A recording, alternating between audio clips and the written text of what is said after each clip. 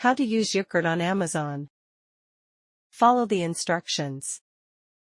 Log into your Amazon account and ensure your Ucard is active for online purchases before starting your order. Search for eligible items that you can purchase using your Ucard to avoid any issues at checkout. Add the selected items to your shopping cart once you've confirmed their eligibility.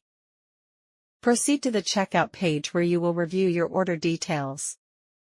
Enter your shipping address accurately to ensure timely delivery. Select your preferred shipping method based on your needs and budget. Choose the payment method option and select the option to add a new debit or credit card. Enter your Ucard number along with the expiration date and CVV to link it to your Amazon account. Review your entire order including shipping details and payment method to avoid errors. Place your order and wait for the confirmation email to verify that everything has been processed correctly. Thank you for watching.